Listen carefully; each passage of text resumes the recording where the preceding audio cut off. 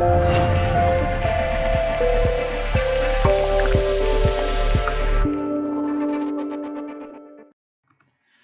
¿qué tal? ¿Cómo estáis? Bienvenidos y bienvenidas a Mindalia Televisión. Hoy tenemos con nosotros a Emilio Carrillo y viene a hablarnos sobre el ser humano, Dios y el universo. Nuestro invitado es economista, escritor y conferenciante, experto internacional en desarrollo local por Naciones Unidas y técnico de la Administración General. Ha realizado una amplia labor académica y política, compaginando estas actividades con el interés por otros ámbitos temáticos. Fue a partir de una serie de experiencias vitales cuando su atención se centró prioritariamente en la filosofía, la historia y sobre todo la espiritualidad, campo en el que ha impartido multitud de conferencias y talleres. Bien, pues antes de darle la palabra a nuestro invitado, me gustaría recordaros a todos que Mindalia Viajes ya está cerrando las últimas plazas para ese viaje que tiene programado a Egipto del 10 al 17 de febrero del próximo año, de 2019. Será un viaje de la mano de Ricardo Bru, uno de los mejores conocedores de los enigmas de las pirámides. Así que si te quieres unir, te quieres venir con nosotros a esta gran aventura, te invito a que nos escribas al WhatsApp más 34 644 720 234. Repito, más 34 644 720 234. Y bien, volviendo ya al asunto que nos toca hoy, a nuestra conferencia de hoy, comentaros que como siempre podéis participar en directo a través de vuestro chat, formulando las preguntas del siguiente modo. En primer lugar, debéis poner la palabra pregunta en mayúscula. A continuación, el país desde donde nos estáis viendo y a continuación ya podéis formular el texto de la pregunta en cuestión que finalmente le vamos a trasladar a nuestro invitado y que cuando él termine su exposición amablemente responderá. Y ahora sí, ya le vamos a dar paso a nuestro invitado, a Emilio Carrillo, que viene a hablarnos sobre el ser humano, Dios y el universo. Vamos a saludarlo. Hola, Hola, muy buenas. Un placer saludarte a ti y a todos los amigos de Mindalia. bien, pues te cedo la palabra, nos disponemos ya a escucharte. Gracias por estar con nosotros. Muchas gracias. Insisto, muchas gracias a Mindalia por abrirme esta ventana para poder compartir con todos vosotros, con todas vosotras. Y muchas gracias, por supuesto, por vuestra participación, por vuestra presencia. Nos convoca hoy un tema que para desarrollar en media hora es casi una osadía, es casi una provocación. El título es El ser humano, Dios y el universo. Y mi propósito es arrancar en el día de hoy una serie de reflexiones que con el beneplácito de Mindalia podamos ir desarrollando poco a poco en charlas posteriores. El título del ser humano, Dios y el universo está tomado de un libro que podéis encontrar gratuitamente en Internet, en castellano, y que tiene como título El hombre, Dios y el universo. Y es de una persona sensacional que se llamó Taimmi, Ika Taimmi, lo podéis encontrar sin ningún problema en Internet, y que además de ser una persona de profunda espiritualidad, si veis su foto, ¿no?, aunque él nunca presumió de nada, es un auténtico yogi, y además fue catedrático de física, catedrático de química en universidades de la India. Es una persona que unió por tanto lo espiritual con lo científico. En ese libro se vierten una serie de conceptos fundamentales sobre el origen de cuanto es, por supuesto, el origen del universo, con ese análisis también la percepción de lo que puede ser la divinidad y en todo ese contexto lo que el ser humano representa, lo que el ser humano es. El libro de Taimmi, a su vez, tiene como telón de fondo otra gran obra, una obra maestra, que para muchos de vosotros quizás sea conocida. Me refiero a la doctrina secreta de H.P. Blavatsky, de Elena Blavatsky. Fundamentalmente su volumen 1, que se dedica a lo que en las tradiciones espirituales se suele denominar como cosmogénesis, que hace referencia precisamente al origen de cuánto es y a partir de ahí irnos acercando a lo que cada uno somos para un mejor conocimiento de nosotros mismos y vivir en conciencia de ese conocimiento. A su vez, la doctrina secreta de Blavatsky bebe de tradiciones espirituales muy antiguas, de tradiciones espirituales muy sabias y pone a nuestra disposición una percepción de la vida, una percepción del universo, una percepción de la divinidad y una percepción del origen de cuanto es, que no sorprendentemente, porque no puede ser de otra manera, casa cada vez más con la visión que la ciencia nos está ofreciendo de ese maravilloso cosmos en el que vivimos y que nos rodea. Con el telón de fondo de estas obras vamos a hablar hoy en particular de ese universo y de su origen, para situarnos en él y para de esa forma conocernos a nosotros mismos. Me vais a permitir en este sentido que de forma breve, de forma prácticamente telegráfica, plantee una serie de hipótesis para vuestra consideración. Por favor, fijaros en lo que digo. Hipótesis para vuestra consideración. Bajo ningún concepto comparto con vosotros verdades absolutas. Lo que comparto son reflexiones para que, si resuenan en vuestro interior, indaguéis, busquéis, intentéis, buscando dentro y también buscando fuera por la fuente de información que tenemos, llegar a vuestras propias conclusiones. Lo que voy a hacer con el telón de fondo de las obras citadas es ofreceros una serie de hipótesis para vuestra consideración, hablando del origen fundamentalmente de cuánto es. Primera hipótesis para vuestra consideración. Estamos en un universo de patrones y pautas en despliegue dinámico. Es decir, estamos en un universo inteligente, dicho en otras palabras. Estamos en un universo ordenado. Esto no es un universo de desorden, no es un universo donde las cosas sucedan por azar, sino que todo tiene un sentido profundo. Y el universo, desde su origen hacia su despliegue, va siempre respetando y va siempre expandiéndose, va siempre desenvolviéndose en consonancia con unas pautas y con unos patrones. Algunos autores muy antiguos han hablado de una geometría sagrada. Pitágoras habló de la música de las esferas. Todo hace referencia a lo mismo, a que hay unos patrones, a que hay unas pautas que se van desplegando y que hacen posible que finalmente, como es arriba, es abajo, como es abajo, es arriba, por recordar este maravilloso principio denominado principio hermético, uno de los 7 grandes principios herméticos. Esta es la primera hipótesis que someto a vuestra consideración. No estamos en un universo de desorden, de azar, sino que estamos en un universo de patrones y pautas que se van desplegando de manera dinámica. La segunda hipótesis que someto a vuestra consideración es una hipótesis que también la ciencia tiene cada vez más claro.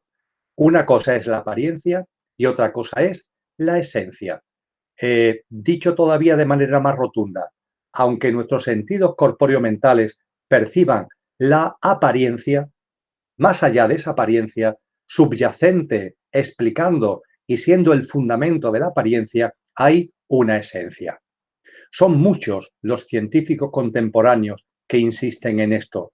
Os invito en este sentido a la lectura de un libro concreto, a la introducción de un libro concreto, de un gran científico contemporáneo, un gran divulgador de las innovaciones científicas, que es Michio Kaku. Michio Kaku tiene muchas obras, aparecen muchos documentales de divulgación científica. Ahora os llamo vuestra atención a una que también podéis conseguir en Internet en formato PDF de manera gratuita, Hiperespacio. Pues bien, Michio Kaku en la introducción de Hiperespacio dice: la ciencia ya ha comprendido que una cosa es la apariencia y otra cosa es la esencia. Y menos mal que es así, porque si no, ¿qué sentido tendría la ciencia? Efectivamente, una ciencia que se conformara con analizar, con examinar lo que a simple vista podemos ver, lo que de simple manera podemos tocar, sería una ciencia bien, sí, útil, pero bastante limitada en esa utilidad. En cambio, cuando la ciencia empieza a percibir que detrás de la apariencia hay una esencia, la ciencia adquiere de verdad su auténtica dimensión. Esta hipótesis también la someto a vuestra consideración. Una cosa es la apariencia y otra cosa es la esencia. Por ejemplo, una cosa sois vosotros y yo en nuestra apariencia y otra cosa es nuestra esencia. En apariencia tenemos los días contados, tenemos fecha de caducidad, somos perecederos. Sin embargo, en lo que realmente somos, en el ser auténtico que somos, en nuestro yo superior, en nuestra esencia, la muerte no existe y somos absolutamente imperecederos. Estamos en un universo de pautas y patrones que se despliegan dinámicamente y estamos en un universo, en una creación, en una manifestación, como queréis denominarlo, donde junto con el primer postulado se une uno segundo, y es que detrás de la apariencia hay una esencia. A partir de ahí nos tenemos que hacer una pregunta fundamental. Esta esencia que en todo subyace, esta esencia nos da algún tipo de pistas, podemos indagar en ella para conocer, para acercarnos al origen de cuanto es. Este va a ser el punto fundamental de mi encuentro con vosotros en el día de hoy, el origen de cuanto es.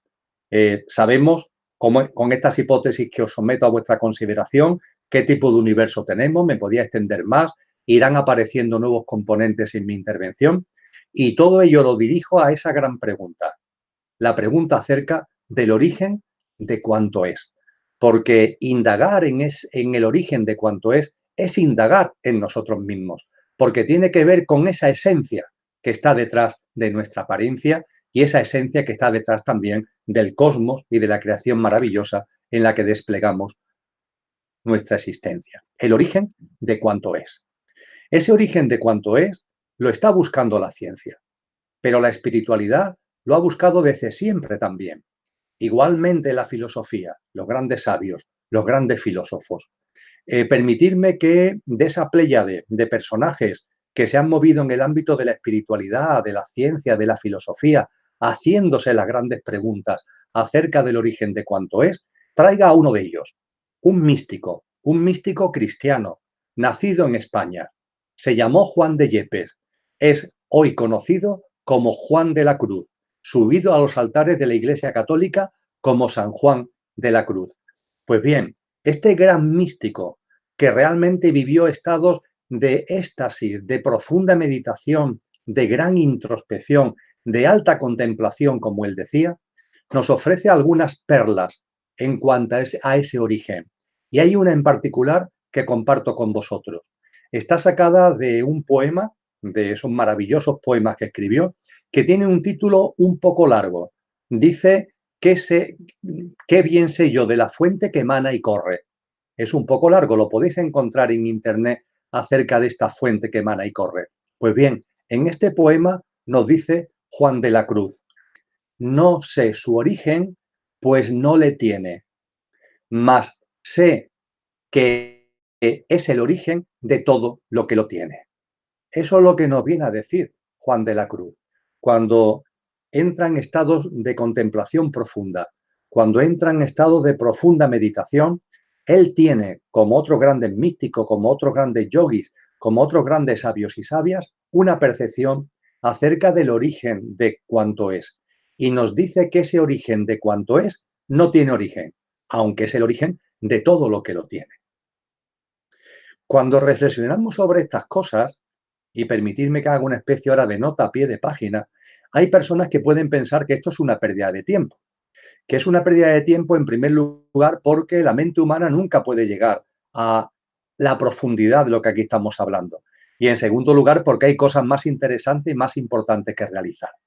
Pues bien, con relación a lo primero, efectivamente, al hablar del origen de cuanto es, estamos ante un misterio. Hay que reconocerlo con serenidad y con humildad. Pero también hay que darse cuenta que como ese origen de cuanto es está en todo, también está en vosotros, también está en mí.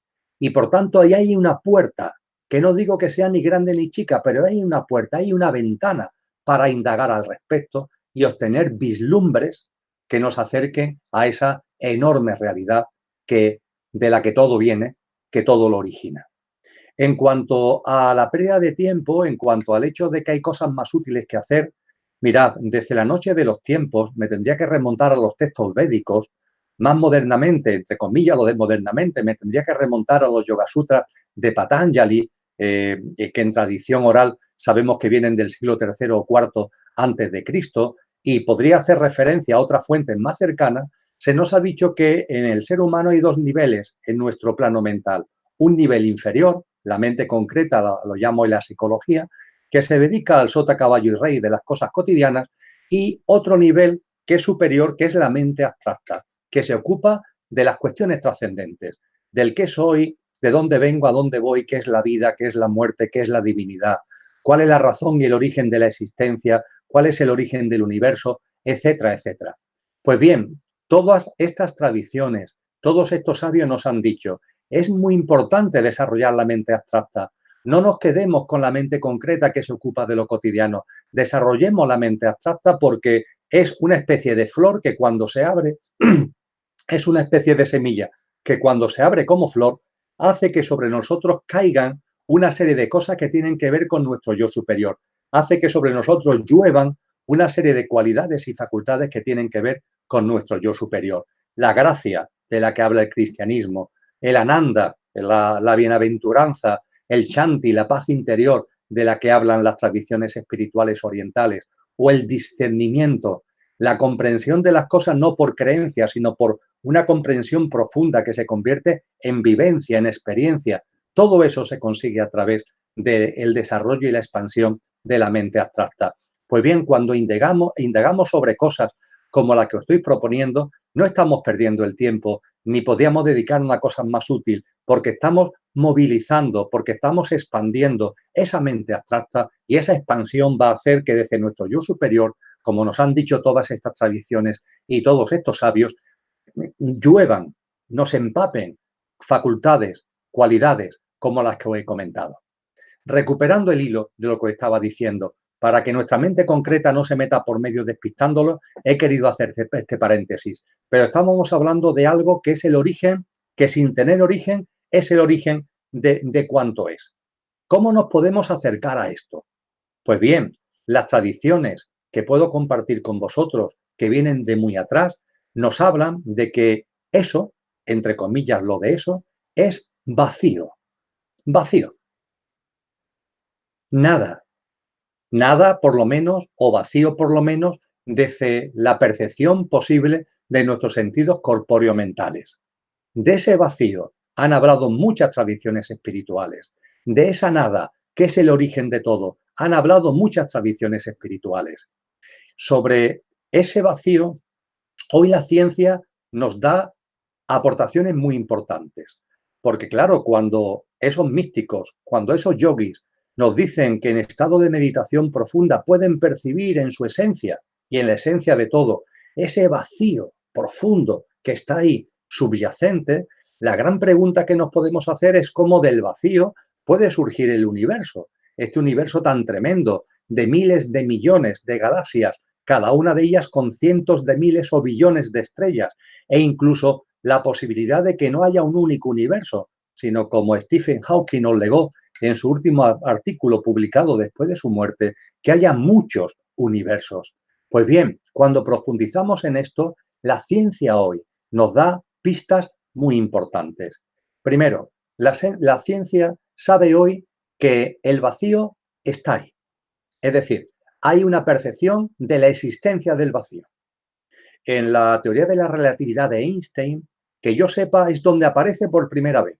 Se habla de una constante cosmológica que tiene que ver con la densidad del vacío y es la presencia del vacío en el cosmos y subyacente a todos los fenómenos que podemos observar, originando una influencia, unas implicaciones en esos fenómenos que podemos observar y que por su comportamiento, si no fuera por la existencia de esa densidad del vacío, decía Einstein, no podríamos explicar. Posteriormente, un equipo, muchos años, muchas décadas después, un equipo de científicos dirigido por Higgs, dio un paso más y dijo, no es tanto el vacío tal cual lo que influye en el comportamiento que podemos observar en el universo, en el comportamiento de los fenómenos físicos y astrofísicos, sino que es el hecho de que el vacío vibra. No el vacío per se, que ahí está, sino el hecho de que el vacío vibra y esa vibración del vacío es la que produce este tipo de influencias y perturbaciones. A la vibración del vacío lo llamaron bosón, el bosón de Higgs, la partícula de Dios, dicho en muchos medios de comunicación. Y muy recientemente, en el año 2012, los aceleradores de partículas, tanto el de Estados Unidos como el europeo de Ginebra, llegaron a conclusiones por sus experimentos de que las aportaciones del equipo de investigación dirigido por Higgs eran ciertas. Higgs lo planteó como una teoría. Ahora se han podido demostrar empíricamente. De hecho, debido a ello, en el año siguiente, en el 2013, a Higgs se le concedió el Premio Nobel de Física. Le cogió muy mayor, pero no había fallecido y un familiar lo recogió en su nombre. La ciencia sabe hoy que el vacío ahí está y sabe que el vacío vibra. A los que estéis más interesados en esto, os invito a que indaguéis, estamos hablando de hipótesis para vuestra consideración, no me cansaré de decirlo, que indaguéis en Internet con un científico de lengua castellana, es un científico español, se llama Álvaro de Rújula.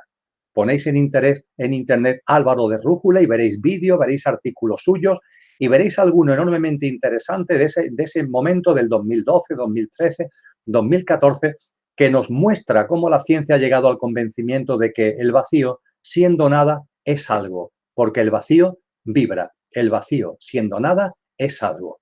Esto es muy importante para casarlo con lo que las tradiciones espirituales antiguas nos han dicho acerca de que eso que no tiene origen y es el origen de cuanto es vacío.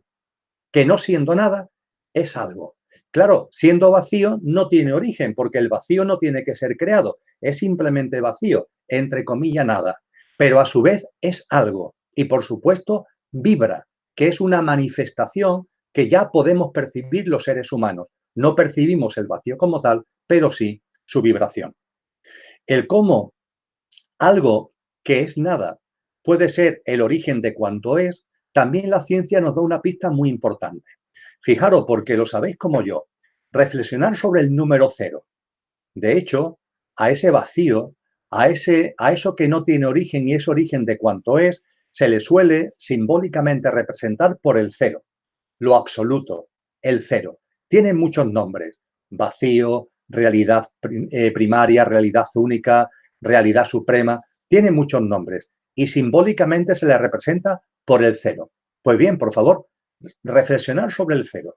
No hace falta tener muchos conocimientos matemáticos para darnos cuenta que cero es igual a 1 menos 1. Es decir, el 1 con signo positivo y el menos 1, el 1 con signo negativo, están dentro del cero. Más 1 menos 1 es 0. Pero también más 2 menos 2, también 3 menos 3, y 1.000.000 menos 1.000.000, y 1.000.000.000 menos 1.000.000.000. Es decir, todos los números que podamos imaginar ad infinitum, siempre que estén con signo positivo y con signo negativo, están contenidos en el cero. Esto da un vislumbre de cómo es posible que en ese vacío, en potencia, como le sucede al número cero, esté todo. Igual que en el número cero, en potencia, están todos los números contenidos, siempre que estén en perfecto equilibrio, con su signo positivo y con su signo negativo. Por cierto, estos de los pares de opuestos en perfecto equilibrio es una herramienta que también desde el hermetismo, desde las tradiciones espirituales más serias, desde la alquimia, siempre se nos ha enseñado a tenerlo muy presente para que nos demos cuenta que cuando hay pares de opuestos, efectivamente hay dos cosas que son distintas, pero el que sean distintas no significan que formen parte de un fenómeno diferente. Forman parte del mismo fenómeno, como el frío y el calor forman parte de la temperatura. El frío y el calor no es sino energía cinética, que si se mueve mucho origina calor, si se mueve poco origina frío. Pero ambos pertenecen al mismo fenómeno, son energía cinética. Son distintos, pero no pertenecen a mundos distintos, pertenecen a un mismo fenómeno. Sobre esto, principio positivo, principio negativo, y pertenece a un componente entre comillas neutro, nos han dado muchas pistas desde siempre, todas las tradiciones espirituales, y es muy importante para lo que estamos hablando. Pero permitidme que, como tenemos poco tiempo, dé un pasito más. He hablado del vacío como origen, que sin tener origen es el origen de cuanto es, parafraseando a San Juan de la Cruz. He hecho referencia al número cero, que simbólicamente representa ese absoluto y que además matemáticamente el cero contiene todos los números en potencia, ad infinitum, siempre que esté con el signo positivo y con el signo negativo. Y he hecho esta especie de puntualización acerca de que os deis cuenta que en los pares de opuestos no hay un choque, no son contradictorios, son distintos, pero forman parte de un mismo fenómeno y la vida y el universo están repletos de esos pares de opuestos. Igualmente, os propongo otro elemento más para comprender que de algo puede surgir todo. En este caso, el algo es vacío, pero el vacío es algo, como nos dice la ciencia. Puede surgir todo. Y os invito a un experimento de laboratorio muy sencillo. Una luz blanca que lanzamos sobre un prisma, un cristal, que lanzamos sobre un cristal. ¿Qué sucede cuando lanzamos un rayo de luz blanca sobre un cristal? Que por la otra parte del cristal sale la luz blanca, pero ya no es blanca, se abre en espectro. Debido al efecto del prisma, se abre en espectro y aparecen los colores del arco iris. El amarillo, el verde, el azul, el rojo, el naranja, el morado, etc. Los colores que conocemos perfectamente. Pero cuando aparece ese arco iris en el cielo que podemos observar, cuando vemos los colores que podemos también observar en nuestra vida cotidiana, haríamos bien en recordar que no son sino la apertura en espectro de algo que es uno, que es la luz blanca. Imaginaros un mundo donde solamente haya luz blanca e imaginaros un mundo donde solamente haya colores. ¿Cómo se le explica a la gente que vive en el mundo de los colores que todos esos colores realmente forman parte de una misma unidad que es la luz blanca? Y a los que viven en la unidad, en la luz blanca y solamente conocen la luz blanca, ¿cómo le explicas un mundo de colores? Sin embargo, con este ejemplo de laboratorio, nosotros podemos decir, podemos aseverar, podemos afirmar que son la misma cosa. Todo es luz blanca, que antes de llegar al prisma no se ha abierto en espectro y que cuando se abre en el prisma, se abre en el espectro. Los colores son la apariencia, son la diversidad de la unicidad, son la apariencia en el sentido que antes comentábamos, mientras que la luz blanca es la esencia. Esto ha hecho a muchas tradiciones espirituales hablar de lo absoluto como lo inmanifestado, lo que no toma forma, lo que está antes del prisma al que he hecho referencia y lo que viene después del prisma, que se abre en la diversificación, sería lo manifestado, sería la creación. Creo que esto nos da algunas pistas importantes para situarnos. Y dicho o hablado sobre estas pistas, me vais a permitir que vuelva a los pares de opuestos, porque para el coloquio os voy a proponer tres, porque he hablado de lo absoluto, por supuesto, bebiendo de las fuentes a las que vengo haciendo referencia, no porque en una tarde de lluvia lo haya inventado mi mente, sino por introspección, por estudio, tomándolo como hipótesis que he ido trabajando interiormente. A eso tenemos ahora que dar un paso. ¿Cómo es posible que ese absoluto, ese cero, ese vacío, que puede tener todo en potencia, como el cero, el menos uno, el más uno, etcétera, etcétera, cómo es posible que se manifieste? Pues bien, ¿cómo es posible que origine la creación? ¿Cuál es el proceso? ¿Cuál es el arranque? Diría un científico, ¿cuál es el bang, el mecanismo que origina del Big al Bang, que origina la explosión? Pues bien, como elementos breves para el coloquio, comparto con vosotros tres cosas.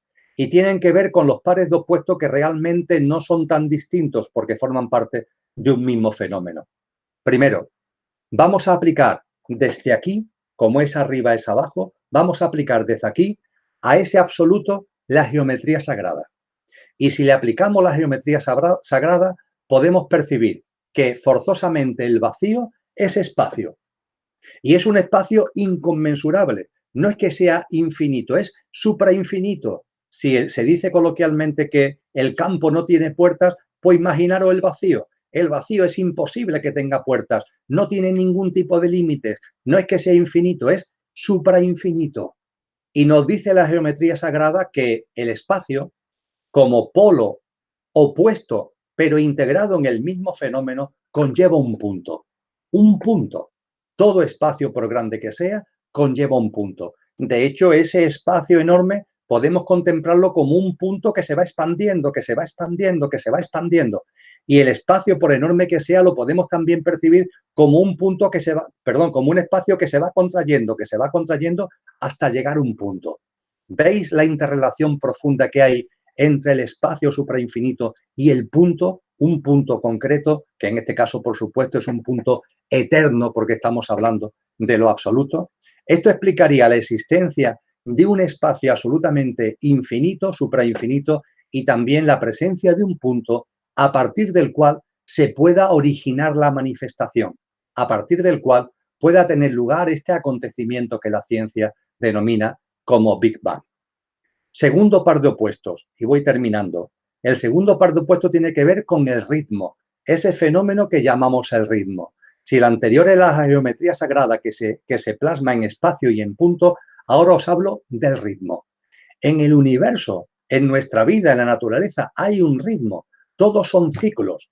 Si todo proviene de lo absoluto, en ese absoluto en potencia, tiene también que estar presente el ritmo. Y el ritmo, cuando lo analizamos, tiene dos pares de opuestos: quietud, movimiento, movimiento, quietud. La quietud y el movimiento y la quietud. Lo absoluto es quietud, pero a su vez tiene un movimiento en potencia, porque la quietud, insisto, es movimiento.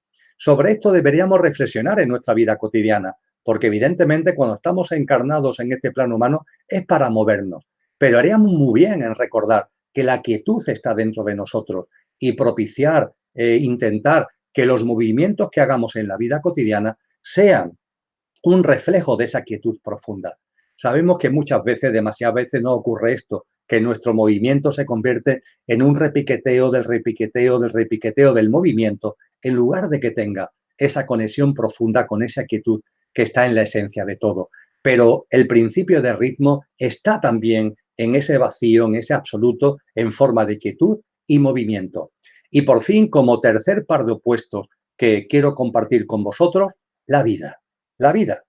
Si lo manifestado es vida por todos sitios, está todo lleno de vida por todos lados, en lo absoluto tiene que estar también la vida. En potencia, sí, de la forma que queramos, pero tiene que estar la vida. ¿Y la vida cómo se plasma en pares de opuestos? En consciencia y en materia. Consciencia, materia. Los antiguos hablaban en sánscrito de purucha y prakriti, la consciencia pura, purucha, y prakriti, la materia en todas sus formas. Lo que la ciencia llama hoy materia, materia oscura, energía oscura, me da igual. Esa es la materia en todas sus formas. Y esa vida en consciencia y en materia también está en lo absoluto. A partir de ahí, y concluyo, el proceso de manifestación, lo que posibilita que de algo absoluto e inmanifestado surja lo manifestado, se debe a la interacción entre dos componentes, dos elementos de los que ya hemos hablado: la consciencia y el movimiento. La consciencia está en conexión con la quietud, pero también con el movimiento. Y el movimiento de la consciencia origina lo que desde muy antiguo se ha llamado la ideación cósmica, la idea de toda la creación, la ideación cósmica. A los que hayáis acercado a estas cosas a través de los principios herméticos, esto explica el primer principio hermético, el principio del mentalismo, pero no entendido con el comportamiento de nuestra mente normal, sino entendido por el hecho de que la consciencia, cuando se toma consciencia de algo, la consciencia va unido a la ideación. Aparece una ideación. En lo absoluto surge una ideación. Y la ideación, como par de opuestos, tiene un plan de acción. Siempre. Fijaros en vosotros mismos. Se toma consciencia de algo, de lo que sea. A partir de ahí aparece una idea, una ideación en nuestra cabeza y hay un plan de acción. Vosotros estáis escuchando esta charla. Cuando Mindalia la divulgó, el hecho de que os llegara la información fue una toma de conciencia. A partir de ahí ideasteis el estar aquí, el asistir a la charla, el participar en ella, y por fin pusisteis en marcha el plan de acción, el día, la hora, la conexión con el ordenador para que fuera posible. Y esa ideación, plan de acción, es lo que da lugar a lo que conocemos como manifestación. Y en esa manifestación, los universos que existen, el universo en el que vivimos y todo lo que en él hay. Hemos hablado, amigos y amigas, de un tema en donde podéis comprender que compartir durante 33 minutos, como he hecho, es hacerlo de forma muy telegráfica, de forma muy breve, de forma muy sucinta. Pero como he insistido a lo largo de mis palabras, os invito a que lo toméis como hipótesis para vuestra consideración, que os ayude a tener una percepción de la divinidad, que no sea una percepción infantil, sino una percepción profunda, en el convencimiento y en el conocimiento profundo de que detrás de la apariencia hay una esencia, de que esa esencia tiene un sustrato enormemente potente, que es ese absoluto del que hemos hablado, que no teniendo origen es el origen de cuanto es, y que el vacío, con todo lo que hemos comentado, está precisamente en la razón de ser, está en la esencia de ese absoluto, de ese cero al que hemos hecho mención. Los pares de opuesto como propuestas de hipótesis a la hora de el despliegue de su dinámica para originar la manifestación. Hemos hablado de geometría sagrada, espacio y punto. Hemos hablado igualmente de ritmo, quietud y movimiento. Y hemos hablado de vida, consciencia y materia y cómo el movimiento de la consciencia origina la ideación que da lugar al plan de acción que provoca la manifestación. Y por mi parte he concluido en lo que es esta exposición inicial y podemos pasar cuando tú quieras al coloquio.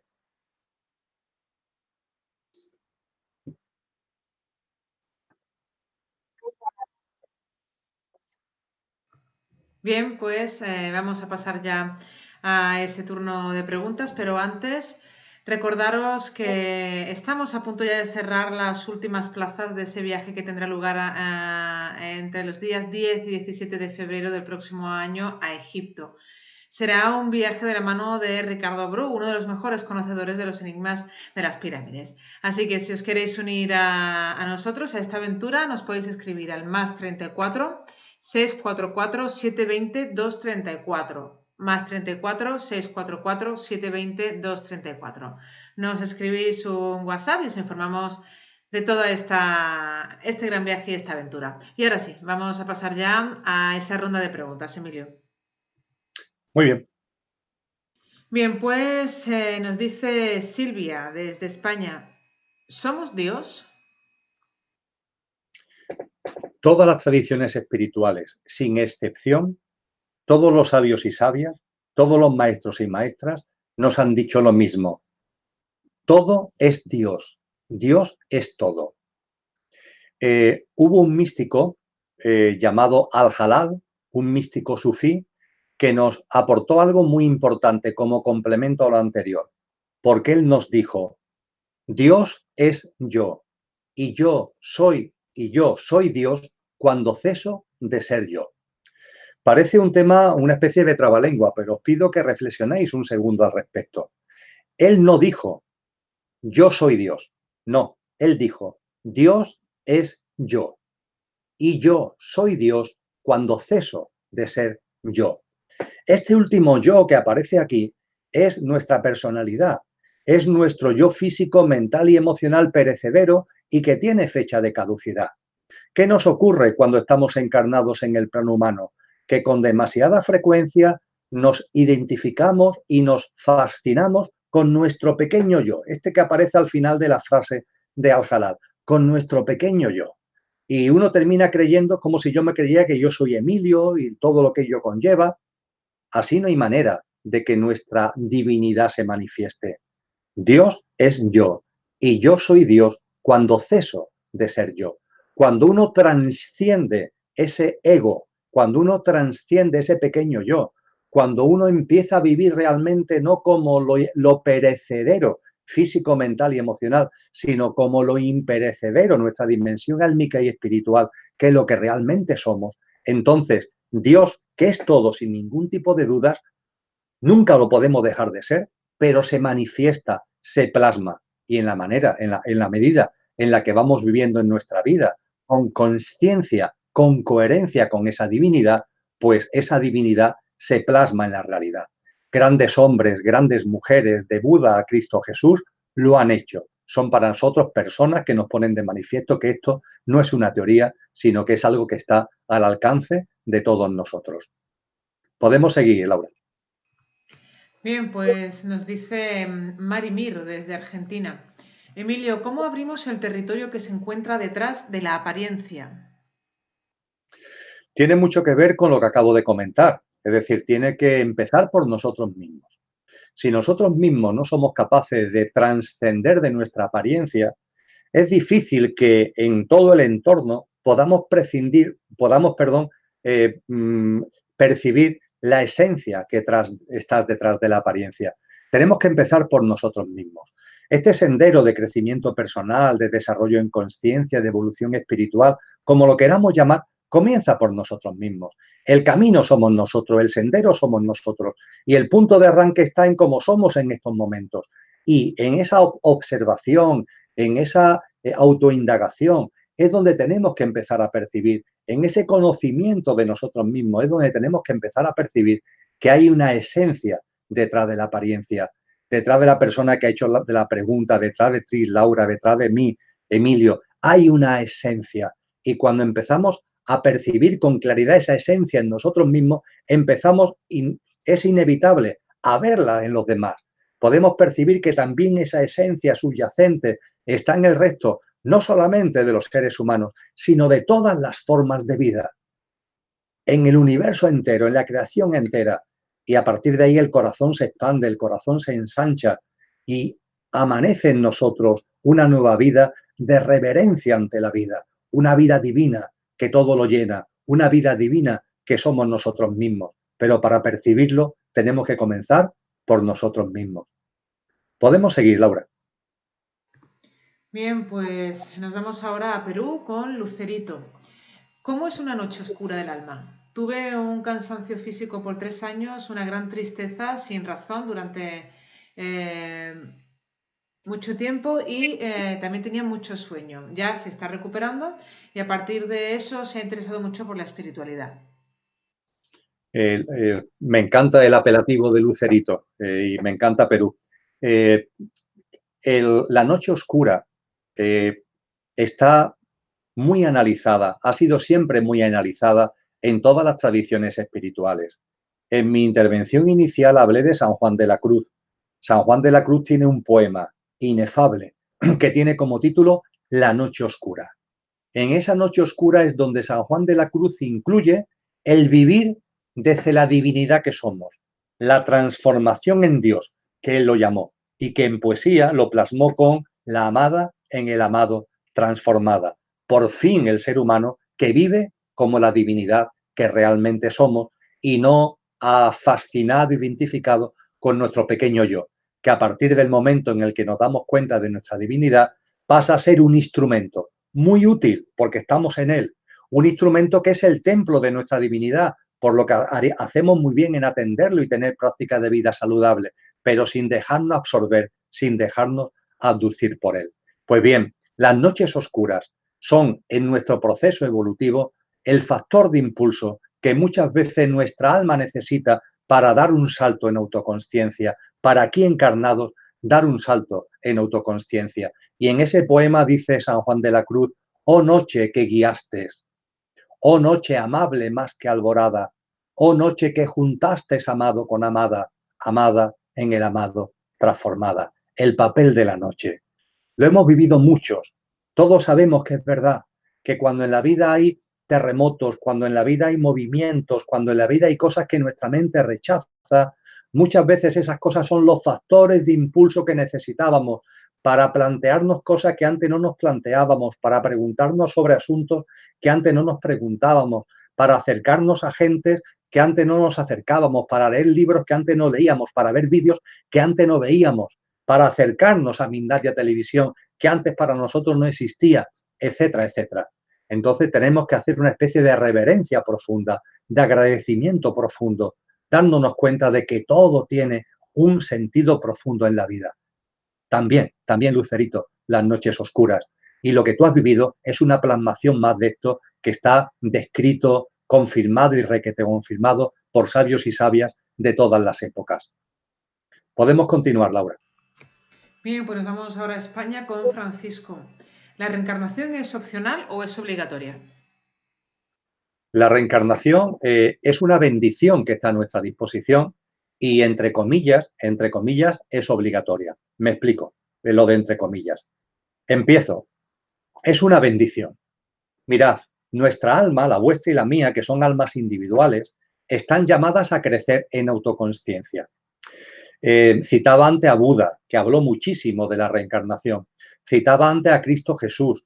Cristo Jesús en San Mateos, en el Evangelio de Mateo 25, habla de unas mujeres, unas vírgenes se le llama, que tienen unas lámparas de aceite.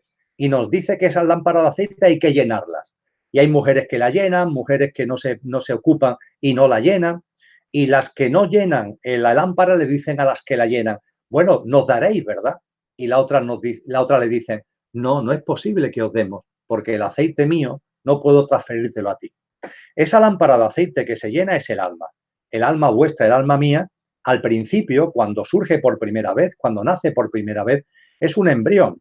Podemos utilizar el símil del embrión en el vientre de la madre, el desarrollo del bebé, cuando nace, cuando es un niño, cuando es un adolescente, cuando madura. La evolución del alma es así en autoconsciencia, que vamos avanzando en autoconsciencia por experiencia. Y para ello precisamente vamos reencarnando. Y la reencarnación es una bendición por lo siguiente, Francisco. Si naciéramos una vez para vivir, por ejemplo, 10.000 años, podríamos desarrollar nuestra conciencia viviendo durante 10.000 años. Pero coincidiréis conmigo que si nacemos y volvemos a encarnar, si nacemos, morimos y volvemos a encarnar, este proceso que llamamos de reencarnación nos da una posibilidad de expansión muchísimo mayor, porque si yo nazco y vivo 10.000 años, si soy hombre, si soy mujer, soy mujer. Si he nacido en un determinado contexto geográfico, siempre seré de ese contexto geográfico, etcétera, etcétera. Es decir, en cada vida hay unos parámetros que están dados y que no cambian durante la vida. Eso, si no hubiera reencarnaciones, serían factores inamovibles que ralentizarían, constreñirían nuestro crecimiento en autoconsciencia. En cambio, cuando se produce la reencarnación, es una bendición porque desencarnamos y desde el plano de luz volvemos a encarnar, eligiendo, porque lo elegimos nosotros, una nueva vida. ¿Qué vamos a ser? Hombre, mujer, lo que sea. Un sitio geográfico, una condición socioeconómica, para vivir experiencias, en definitiva, que nos propicien la evolución en autoconsciencia. Por tanto, la reencarnación no es una maldición, es una bendición, es un instrumento, una herramienta maravillosa del alma para crecer en autoconsciencia. Y cuando morimos, desencarnamos, nos planteamos nuevamente el encarnar y lo hacemos voluntariamente, nadie nos obliga y lo hacemos voluntariamente porque es la forma de ir llenando la lámpara de aceite y la vamos llenando hasta completar nuestra evolución en el plano humano. Posiblemente Siddhartha Gautama, Buda, posiblemente Jesús de Nazaret, Cristo Jesús, llenaron su lámpara de aceite y han completado su evolución en el plano humano, aunque yo sé íntimamente que nos acompañan, que siguen con nosotros, que no se han ido a otro plano, aunque se podrían haber ido. Y ese camino, yo soy el camino, decía Cristo Jesús, ese camino que ellos han recorrido es el camino que está señalado para que nosotros, evidentemente sin ningún tipo de obligación, podamos recorrer. Y la reencarnación no es que sea obligatoria, es que es una necesidad íntima de nuestra alma para crecer en autoconsciencia, para que la lámpara de aceite se vaya llenando. Cuando tú quieras, Laura, podemos continuar. Bien, pues vamos ahora a España con Cristina. Dice, muchos conferenciantes como tú, Emilio, hablan de la reencarnación, pero ¿cómo estar seguros si no habéis estado nunca en ese otro plano? Bien, entre comillas yo juego con un poquito de ventaja porque yo viví una experiencia cercana a la muerte el 29 de noviembre del año 2010, una experiencia que duró 2 horas y juego con un poquito de ventaja. Pero yo iría a algo que trascienda, por supuesto, de mí, entre comillas. Mirad, todas las tradiciones espirituales, todas, sin excepción ninguna, nos han hablado de la reencarnación. Y no hay ningún tipo de excepción. Todos los instructores espirituales, desde Buda, Lao Tse, Confucio, Jesús de Nazaret, todos los instructores espirituales nos han hablado de la reencarnación. Todos los grandes sabios de la Grecia clásica, del antiguo Egipto, de la antigua China, de la antigua India, todos nos han hablado de la reencarnación. Y yo creo que aquí también tenemos que ser un poco menos egoicos. Si todos esos grandes personajes y todos esos grandes sabios nos han hablado de la reencarnación, deberíamos tomar una hipótesis seria acerca de la misma. Hay gente que me dice, pues el cristianismo no habla de la reencarnación, pero es falso. Claro que el cristianismo habla de la reencarnación. En los evangelios directamente le preguntan a Cristo Jesús, ¿eres tú la reencarnación de Moisés? ¿Eres tú la reencarnación de Elías? Se lo preguntan directamente, directamente. El cristianismo, por supuesto que tiene en su trasfondo la reencarnación. Cosa distinta es que en el año 581, en el segundo concilio de Constantinopla, la reencarnación fue quitada de en medio por intereses de Estado, por intereses de poder. Porque tener muy en cuenta esto, lo que nos han aportado los sabios, las sabias, los instructores espirituales acerca de esa sabiduría sobre la reencarnación, se nos quiere vender como una especie de castigo, como una especie de rueda obligatoria, pero eso lo hacen para manipularnos, porque la realidad es que cuando nos damos cuenta de la existencia de la reencarnación, la libertad está ya en nuestro corazón. ¿Qué nos puede hacer nadie? Cuando empezamos a sentir claramente de que no morimos, de que cuando nos matan, entre comillas, por ejemplo, por mantener unos ideales, por mantener una posición, por decir que no a una injusticia, por decir que no a la violencia, si alguien nos mata, no nos mata, porque vamos a seguir vivos y vamos a volver a encarnar. Y además en las reencarnaciones hay un elemento que está totalmente expuesto en todas las tradiciones, en los principios herméticos y en todos los principios espirituales, que es la ley de compensación, la ley de causa y efecto. Las cosas que tú haces por acción o por omisión tienen repercusiones, tienen efectos. Y si tú matas a alguien, eso tiene un efecto para ti, una especie de karma negativo se le llama, en tu siguiente vida. Y si tú, en cambio, ofreces tu vida para salvar a una persona o por un ideal de justicia, eso tiene para ti un karma positivo en la siguiente vida. Cuando te das cuenta de esto, cuando esto lo interioriza, esto es una amenaza para el poder, por el que nos convierten en libres.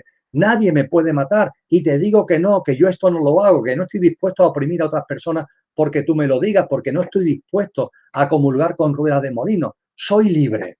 Y si me matas, allá tú, porque hay una cosa que se llama karma. Y ese karma para mí jugará en positivo, porque estoy en conciencia actuando de forma adecuada. Y en cambio a ti originará una serie de consecuencias por haber asesinado, por haber matado, por haber impulsado la violencia hacia otra forma de vida. Así que la reencarnación, por favor, no lo contemplemos como una especie de castigo, sino como una auténtica bendición en nuestra evolución en autoconsciencia, algo que no nos convierte en prisioneros, sino que nos hace realmente libres en el desarrollo de nuestra vida humana. Podemos seguir, Laura. Sí, pues nos dice Rosa desde España. Emilio, las energías que están aquí en tercera dimensión y que son seres de luz, que solo están aquí por amor, cuando desencarnen, ¿van directamente al plano de luz sin pasar por el tránsito? La respuesta es simple, sí, sí. Ahora mismo yo no soy capaz, vamos, ni se me ocurriría hacer referencia a cuántas almas totalmente evolucionadas en el plano humano siguen encarnadas por amor. No lo sé. Lo que yo sí sé perfectamente es que estén encarnadas o no, nos acompañan. Decía Cristo Jesús, cada vez que dos o más de vosotros os reunéis en mi nombre, yo estoy con vosotros. Eso no va de farol. Estas almas evolucionadas que han completado su evolución en el plano humano tienen muchas facultades, tienen muchas capacidades y tienen esa presencia y nos hacen un poderoso acompañamiento a nosotros, al planeta en su conjunto y a todas las formas de vida que están en este logos planetario. Y si alguna de ellas encarnan y lo hacen por amor, efectivamente su tránsito es un tránsito que no tiene ningún tipo de atadura, que no hay elementos emocionales o mentales que son los que nos pueden retrasar en el proceso de tránsito y limpiamente llegan nuevamente al plano de luz. Vamos a seguir. Bien, pues vamos a lanzar ya la última pregunta y nos dice Aleja, ¿podemos tener algún indicio de saber quiénes fuimos? La pregunta es interesantísima y la respuesta que doy de corazón es la siguiente. ¿Para qué? ¿Para qué queremos saber qué hemos sido en otras vidas? ¿Para qué? ¿No nos damos cuenta que es el ego? Es el ego, nuestro pequeño yo, el que tiene un interés en saber lo que hemos sido en otras vidas. Lo único importante es que esa lámpara de aceite, nuestra alma individual, va creciendo en autoconsciencia o debería ir creciendo en autoconsciencia en cada existencia, en cada eslabón de la cadena de vida, en cada vida. Y a partir de ahí, lo que hayamos vivido, sea lo que sea, habrá contribuido a ser lo que hoy somos desde el punto de vista de nuestra autoconsciencia. Yo tengo 60 años y no tengo ningún interés en recordar lo que hoy, 22 de noviembre del año 2018, pues qué hacía yo hace 40 años. ¿Qué pude yo hacer en el 22 de noviembre del año 1978, pongamos por caso? Yo qué sé. En fin, si me pongo a pensar lo mismo, llego a algún tipo de acercamiento. ¿Pero para qué? Vosotros y yo sabemos que cada momento de nuestra vida lo hemos vivido y que al vivirlo nos ha aportado cosas, las que sean, nos han aportado cosas. Pues bien, cada vida que hemos vivido nos ha aportado cosas. Y la gran pregunta que tendríamos que hacerlo es bueno, ¿y para qué quiero tener un conocimiento intelectual si he sido no sé qué, no sé cuánto, hombre, mujer, cuántas veces he vivido? No tiene, la verdad, que mucho sentido. Eso sí, quiero decir que a veces el tener conocimiento sobre vidas pasadas es útil en dos casos. Cuando a una persona le cuesta mucho trabajo percibir la reencarnación, oye, pues entonces, utilizando técnicas de sofrología, con un buen terapeuta, haz una práctica de regresión a vidas pasadas, para que te veas, para que percibas que efectivamente tú has estado vivo en otras vidas y a partir de ahí las dudas, los interrogantes sobre la reencarnación te desaparezcan. Y en segundo lugar, cuando podemos tener la sensación o la seguridad de que en esta vida nos están influyendo cosas que vienen de otras. Hay cosas que hay aquí en nuestra vida que podemos decir, bueno, vienen de nuestra adolescencia, de nuestra infancia, pueden estar como sombras en el inconsciente, en el subconsciente, pero cuando percibimos que no, que tienen una raíz más profunda, pueden ser que vengan de otras vidas, relaciones de causa y efecto, tendencias, escandas que acompañan de vida en vida a esas relaciones de causa y efecto. Y entonces el hacer una práctica, el hacer una experiencia de regresión a vidas pasadas puede tener utilidad. Pero quiero terminar como empecé, salvo que, entre comillas, terapéuticamente, para comprobar que la reencarnación existe o para percibir cosas que viniendo de otras vidas te pueden estar de alguna forma influyendo en esta, quitando esos supuestos, por lo demás, no tiene ningún sentido. No tiene ningún sentido que yo dé vuelta a lo que hacía cuando tenía 20 años o 40, porque sé que hiciera lo que hiciera, eso está en mí. Ha contribuido a mi evolución en autoconsciencia y se ha incorporado en mí como experiencia. Muy bien, Laura, pues he terminado. Pues muchísimas gracias, Emilio. Gracias por todo lo que has compartido y por todas tus respuestas. Han sido muchas las personas que hoy están con nosotros desde Ecuador, Chile, Argentina, Estados Unidos, Perú, Colombia, México. Gracias, gracias a todos por acompañarnos siempre. Ya sabéis que podéis colaborar con Mindalia con pequeños gestos, como por ejemplo dejando un me gusta debajo de este vídeo o un comentario positivo. Cuando hacéis estas pequeñas acciones, no solo colaboráis con nosotros, con Mindalia, sino que hacéis que esta información se expanda por todo el planeta. Y ahora sí, vamos a dejarte unos segunditos, Emilio, para que puedas despedirte. Muy bien, Laura, pues muchas gracias por estos segunditos. Un abrazo muy fuerte y mi mayor cariño a todas las personas que han compartido este encuentro y desde luego de corazón, muchas gracias a ti, Laura, y a través tuya a Eva, a Alfredo y a todo el equipo que impulsáis esta maravilla que es Mindalia Televisión con este maravilloso servicio que nos estáis haciendo a todos nosotros. Muchas gracias. Pues nada, muchísimas gracias a ti. Desde aquí también te mando un abrazo. Y nada, vosotros, gracias de nuevo, gracias de corazón. Ya sabéis que os podéis suscribir a nuestro canal si todavía no lo habéis hecho, a Mindalia Televisión en YouTube. Somos ya muchos los que estamos formando esta gran familia. Hace muy poquito que pasamos el 1.000.000 de suscriptores. Gracias a vosotros y a vuestro apoyo, Mindalia sigue creciendo y esta información llega a más personas cada día. Así que nada, nos vemos en la próxima conexión de Mindalia en directo. Gracias.